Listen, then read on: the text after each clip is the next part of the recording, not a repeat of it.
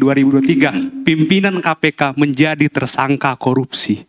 Yang ingin saya tanyakan, apakah ada permohonan maaf dari KPK kepada masyarakat atau rasa malu kepada masyarakat? Sekali lagi, Komisi Pemberantasan Korupsi menyampaikan permintaan maaf seusai Ketua KPK Firly Bahuri ditetapkan sebagai tersangka pemerasan.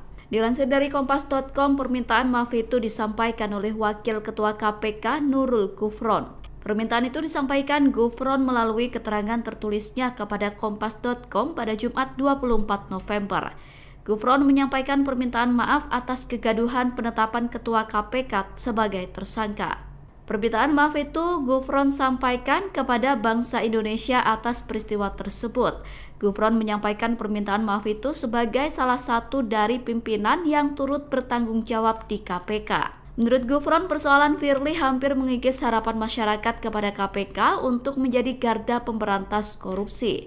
Ia menyatakan penetapan tersangka terhadap Firly akan menjadi pelajaran dan bahan evaluasi untuk internal KPK. Sikap Gufron tersebut berbanding terbalik dengan apa yang disampaikan Wakil Ketua KPK Alexander Marwata. Sebelumnya, Alex menolak meminta maaf dan mengaku tidak merasa malu atas kasus penetapan tersangka terhadap Firly. Pernyataan itu disampaikan Alex dalam konferensi pers kelembagaan terkait penetapan Firly sebagai tersangka. Konferensi pers itu dilakukan di Gedung KPK Jakarta Selatan Kamis 23 November. Alex mengaku tidak malu karena meski Firly ditetapkan jadi tersangka, namun kasus tersebut belum terbukti. Ya Pak Alex, kita mundur ke belakang, kita mulai dengan perkara Ibu Lili Pintauli. Itu juga ada kasus dugaan gratifikasi. itu sudah lewat. Sekarang kita maju saat ini juga ada dugaan pembocoran dokumen oleh Pak Johanis Tanak. Itu juga disidangkan di Dewas. Ada pendapat yang menyatakan bahwa itu juga terbukti.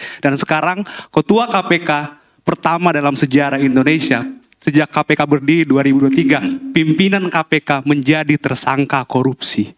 Yang ingin saya tanyakan, apakah ada permohonan maaf dari KPK kepada masyarakat atau rasa malu kepada masyarakat?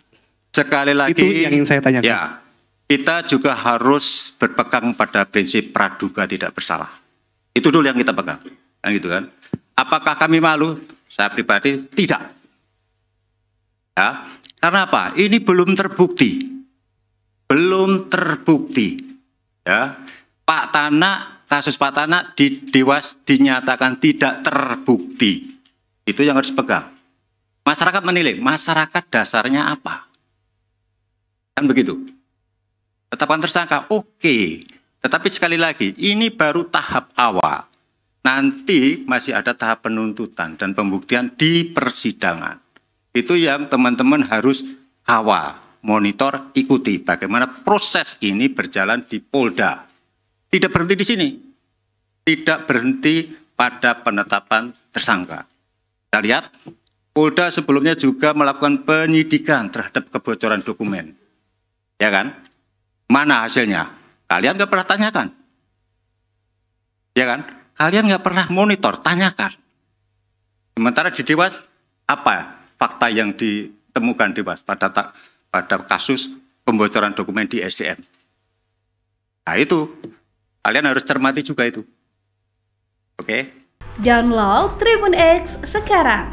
Menghadirkan lokal menjadi Indonesia.